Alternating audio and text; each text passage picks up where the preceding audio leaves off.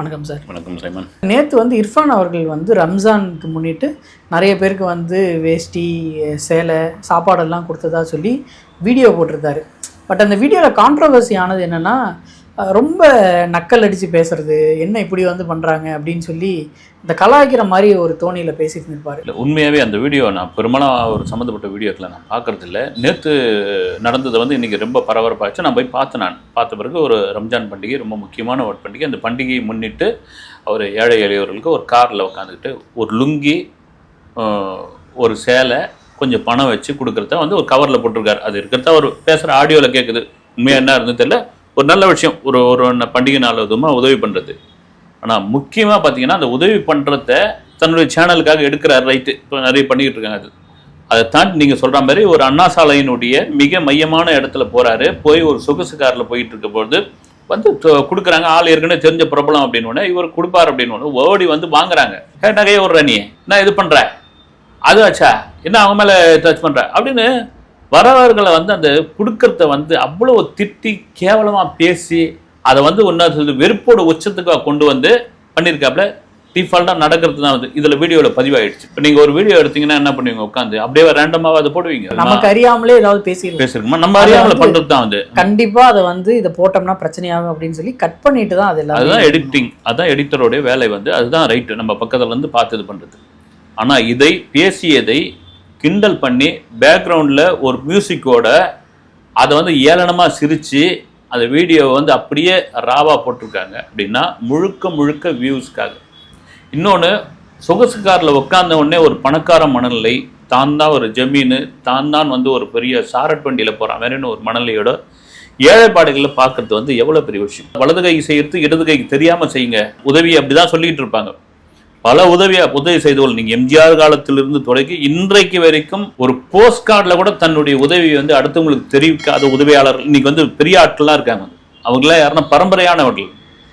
அப்படி இருக்கும் பொழுது ரோட்டில் அண்ணா சாலையில் போகும்போது நீங்கள் பண்ணுற இதை வந்து ஒரு வீடியோ எடுத்து அதை ஏளனமாக சிரித்து அவர்களை வந்து உதாசனப்படுத்தி அப்புறம் நீங்கள் கொடுத்ததுக்கு என்ன புண்ணியம் வந்து ஒரு இறைவனுடைய பேரை சொல்லி அந்த இறைவனுடைய இதுவை வச்சு ஒரு நல்ல நாள் அதுவும் நாம் நல்லா இருக்கிறத தாண்டி மற்றவங்களும் பசியாறணும், அவங்களுக்கும் ஒரு சேலை கிடைக்கணும், ஒரு லுங்கி கிடைக்கணும், கொஞ்சம் காசு கிடைக்கணும் கொடுக்குற இதுவை நீங்கள் எடுத்து எடிட் பண்ணாமல் இதுவாக போட்டது கேவலமான ஒரு செயலாக வந்து நான் பார்க்குறேன். நான் ஏற்கனவே தெரியும் அந்த சர்ச்சையெல்லாம் என்னன்னு வந்து ஒரு வெளிநாட்டில் போய் என்ன குழந்தை அப்படின்ட்டு வந்து அதை தெரிஞ்சுக்கிட்டு வந்து அதை இங்கே டிக்ளேர் பண்ணி அதுக்கு ஒரு விழா நடத்தி கூப்பிட்டு ஒரு ஆணா பெண்ணா என்பதை தெரிந்து கொள்ளக்கூடாது, தெரிந்ததனால் என்ன ஆனது, ஒரு கள்ளிப்பால் விவகாரம்லாம் உங்களுக்கு தெரியும் வந்து கருத்தமான ஒரு படத்தை எடுத்த பிறகுதான் உலகத்துக்கே தெரிஞ்சது வந்து இப்படியாப்பட்ட விஷயம் இருக்குதுன்னு.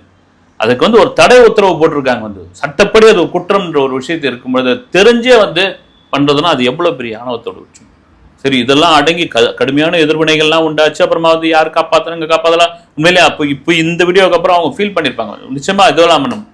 அப்புறம் அந்த குழந்தை பிறக்கிற நேரத்தில் லேபர் வார்டுக்குள்ளே போயிட்டு ஒரு தனியார் மருத்துவமனையில், அரசு மருத்துவமனை தனியார் மருத்துவமனை துப்புல் கொடியை எடுத்து அனாவசியமாக கட் பண்ணுற என்னங்க அப்படின்னா வியூஸ் பைத்தியம் முடிச்சு போயிருக்குதா என்ன ஆச்சு? இப்போ பார்த்தீங்கன்னா இந்த மாதிரியான ஒரு விஷயம் என்ன வந்து இல்லாதவன் சாமானியம் ஆயிட்டானா? நீங்கள் என்ன இதுவா? ரத்தன் டாட்டான்னு ஒருத்தர் இருந்தார் சைமன், என்ன நீங்கள் பார்த்தீங்கல்ல, அது வரைக்கும் ரத்தன் டாட்டா வந்து ஓரளவுக்கு தான் நமக்கு தெரிய ஆரம்பிச்சது. வந்து ஒரு அவருடைய உதவியாளர் ஒரு சின்ன பையன் நாயுடு பேர், அவன் அப்படி வந்து பார்த்துக்கினது விலங்கு மேலே ஆர்வம் உள்ளவர். ஆனால் இறந்த பிறகுதான் தெரிகிறது என்னையா மனுஷன், நீ பெரிய கோட்டீஸ்வரன், எவ்வளோ கோட்டீஸ்வரன் இருக்கான், செய்யணும்னு அவசியமானா அந்த சமுதாயத்துக்கு இந்த மண்ணுக்கு மனுஷனா வந்து நம்ம என்னத்தை பண்ணோம் அப்படின்ற ஒரு விஷயத்தை ஒவ்வொருத்தருக்கும் ஒவ்வொரு இதுக்கும் பத்திரமா லீகலாக எழுதி வச்சுட்டு போன ஒரு விஷயம் இருக்கு இல்லைங்களா?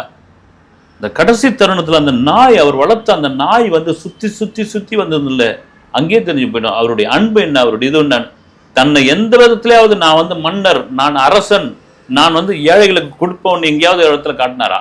ஒப்பிட்டே பேசக்கூடாது. இவரோட சொல்கிறேன் ஒரு உதாரணத்துக்கு, துளி கூட ஒப்பிட்டு பேசக்கூடாது.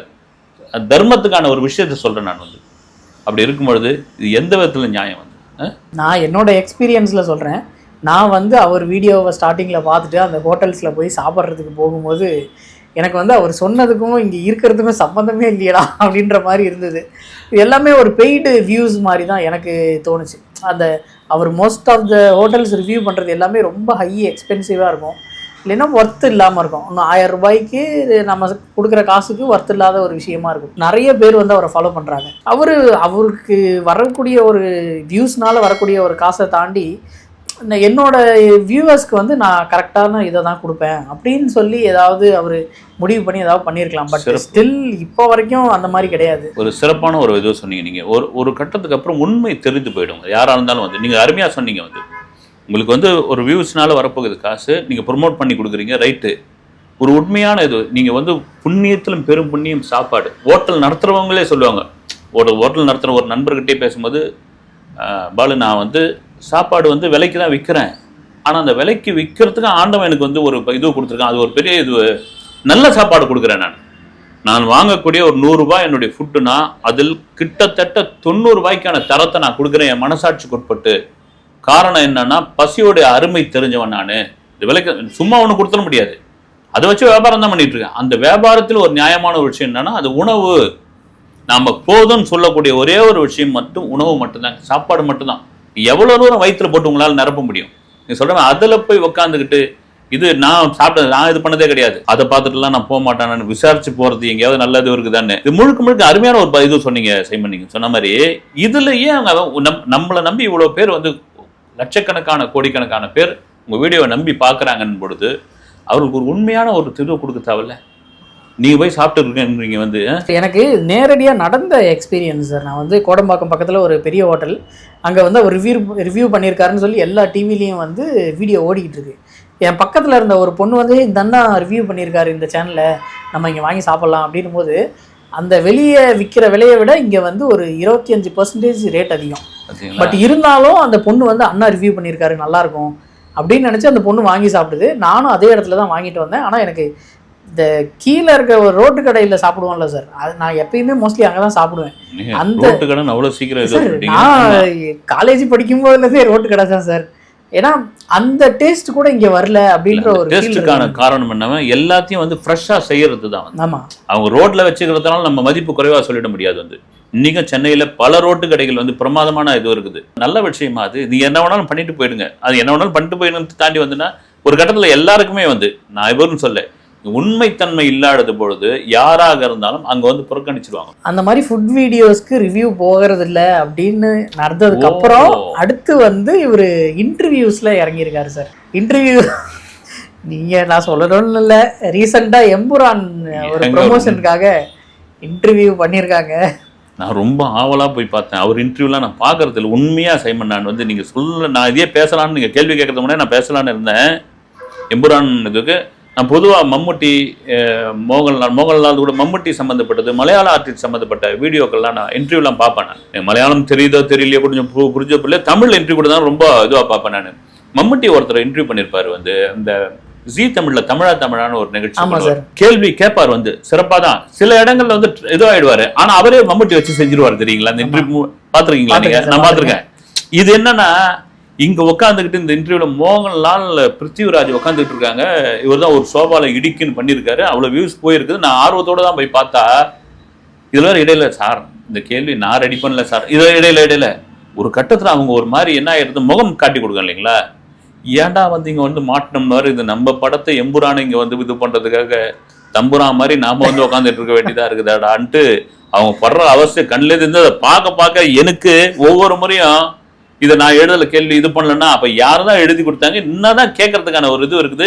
உட்காந்துங்கிற அந்த ஒரு டிசைனே எனக்கு ஒன்றும் பிடிக்கவே இல்லை. வந்து நீங்க அதுக்காக ஸ்டிப்பா கோட்டு போட்டுன்னு முதல்வன் படத்துல அர்ஜுன் கேட்கற மாதிரிலாம் ஒன்றும் கிடையாது.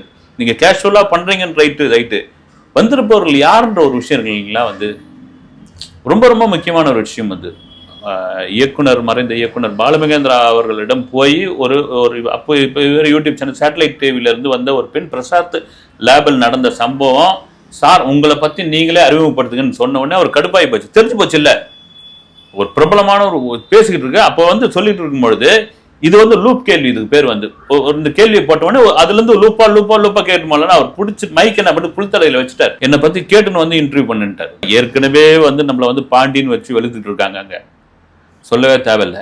நீங்க நல்ல விதமா இருந்தா பாராட்டக்கூடியவர்கள் இருக்காங்க. இன்னைக்கு வரைக்கும் வந்து இயக்குனர் ராமும் மம்முட்டியும் எப்போ வேணாலும் போய் பேசி பழகக்கூடிய அளவுக்கு இருக்கு, பேசிக்கிற அளவுக்கு இருக்காங்கன்னா அந்த பேரன்பு படம் தான். அதை தவிர வந்து டைரக்டர் மேல உள்ள ஒரு இது, நீ திறமை இருக்கிறவனுக்கு எங்க வேணாலும் இருக்குங்க. வந்து இவங்க 2 பேரும் வந்து ஒரு லூசிபர்னு ஒரு படத்தை நான் தமிழ்நாட்டில் வந்து ப்ரொமோட் பண்றதுக்காக இங்க வந்து ஒரு பிரியாணி சர்டிஃபிகேட்டை மாட்டி நான் முடிக்கிற முடி இருக்குது அப்படின்ற கதையா போய் ஒரு கட்டத்துக்கு அப்புறம் ஒரு கேள்விதாங்க எனக்கு ரொம்ப இதுவாகி போச்சு சைமன். நான் வந்து அதோட நிறுத்திவிட்டேன் நான். திருஷ்யம், அதாவது பாபனா சிங் வந்து அந்த படத்துல நடந்த மாதிரி நிஜத்துல உங்களுக்கு சம்பவம் நடந்தான்னு ஒண்ணு மோகன்லாலுக்கு ஒரு பக்கம் முகம் ஆடி போச்சு, பிருத்திவிராஜ் ஒரு மாதிரி நம்மகிட்ட சிரிப்பு சிரிக்கிறாரு. அதுக்கு பதில் அவர் தான் சொல்லுவாருன்னு நினைக்கிறேன். அவர் தான் சொல்லுவாரு, ஆமா ஆமா 5 சம்பவம் பண்ணிட்டு, ஆமா நிறைய பண்ணிட்டோம், 5 சம்பவம் பண்ணிட்டு அப்படியே சைலண்டா இது பண்ணிடணும். ஒண்ணுதான் பிச்சுக்கு அவங்க என்ன பண்ணிருப்பாங்க, அநேகமா அந்த முடிச்சுட்டு நேரா கேரளாவுக்கே போயிருப்பாங்கன்னு நினைக்கிறேன். வந்து இங்க எங்கேயும் ரூம் எதுவும் போடாதீங்க, போட்டிருந்தா கூட அவங்களா வக்கேட் பண்ணிக்கிட்டோம், நம்ம கிளம்பி பிளைட் ஏதாவது ரெடிமேடா டிக்கெட் இல்லைன்னா கூட கனெக்டிங் பிளைட்லயாவது நம்ம போய் கொச்சி போய் சேர்ந்துருவோம் அப்படி ரேஞ்சில் கிளம்பி போயிருப்பாங்க. இதெல்லாம் வந்து அந்த ஃபுட் இது ஓடலன்னு இப்ப இன்டர்வியூ. ஆமா சார், இன்டர்வியூ. அது இல்லாம இப்ப வந்து செலிபிரிட்டிஸ் கூட உட்காந்து சாப்பிடுறது இந்த கம்பெனி பண்ணி போன ஏதாவது அது கூட பண்ணி மாட்டேங்க. ஒரு இன்டர்வியூ பண்ணும்போது அதுக்கான ஒரு இதுவும் இருக்குல்ல. நீங்க ஒரு மீடியாவில் உள்ள ஒரு நபர் தவறாக கேட்கிற கேள்வி ஒரு பத்திரிகையாளர் சந்திப்புல ஒட்டுமொத்த மீடியா மீதும் அந்த கலைஞனுக்கோ அந்த தொழில்நுட்ப கலைஞனுக்கோ ஒரு பிம்பத்தை கொண்டு வந்துடும். இப்படிதானா ஒட்டுமொத்தமா இருப்பாங்க. அதுதான் உண்மை. அப்படி பார்க்க போனா என்னையா இது வந்து அப்படின்ற கதையா தான் ஆயிப்போச்சு வந்து. ஆனா இதை தாண்டி பாத்தீங்கன்னா இந்த விஷயங்கள்லாம் சர்ச்சைக்கு பண்றாரா, வியூஸ்க்கு பண்றாரா இந்த நபர் வந்து ஒண்ணுமே புரியல. வந்து அது புரியல சார். அவங்க வந்து ஜாலியா இருக்கணும்னு நினைச்சு இன்டர்வியூ பண்றாங்களா, இல்ல இவங்க பண்றது ஜாலியா ஆயிடுதா? இல்ல ஜாலியா பண்ற மாதிரி எல்லாம் இது பண்ணல. நீங்க சொல்ற மாதிரி நம்ம பார்க்கும்போது இன்டர்வியூ நம்ம பேசும்பொழுதே இது தப்பான வார்த்தை, இது சரியா இல்லைன்னு தெரியும் போது தெரிஞ்சது வந்து நிறுத்திடுறோம். அதன் பிறகு எடிட்டிங்ல போய் இதை போடலாமா வேணாம்னு இருக்கும்பொழுது இது இதுவா பண்ற போது இது நம்ம கண்டென்ட் கிடைச்சிருச்சுப்பா, 2-3 பேர் நம்மள வந்து திட்டிவிட்டான், ரைட்டு போடு அப்படின்ற கதை தான் இது வந்து. வியூஸுக்காக என்ன வேணா பண்ணலாம் அப்படின்ற ஒரு மனநிலைக்கு வந்துட்டாங்களா என்னன்னு தெரியல. அர்ஷா சாயின்னு ஒருத்தர் தெரியும் இல்லைங்களா? ஆமா சார், நான் பார்த்துருக்கேன்.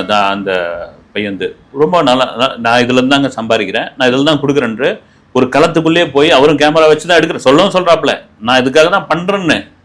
ஆனா அந்த உதவி எவ்வளவு இதுவா போய் சேருது பாருங்க. ஒருத்தர் வீடு கட்டி கொடுக்கறது, ஒருத்தர் வீட்டு சாமான் மொத்தத்தையும் வாங்கிட்டு வந்து கொடுக்கறது, ஒருத்தர் ஒரு பழைய ஆட்டோ தகர மாதிரி இருக்கிற ஆட்டோவை வந்து புது ஆட்டோவை இது பண்ணி நிறைய பேர் ஹர்ஷா சாயோட போட்டோ வந்து ஆட்டோல வச்சுக்கிறது, அந்த அயன் பண்ற கடையில வச்சிருக்கு. ஒரு ஹீரோ மாதிரி பாக்குறாங்கன்னா அங்க முழுக்க ஒரு உண்மைத்தன்மை இருக்கு. நான் சம்பாதிக்கிறேன், ஒத்துக்கிறேன், அதுல இருந்து செய்கிறேன், ஓப்பனா ஒத்துக்கிறாப்ல. அது எத்தனை சேனல் மொழியில கடன்னு இருக்குது வந்து.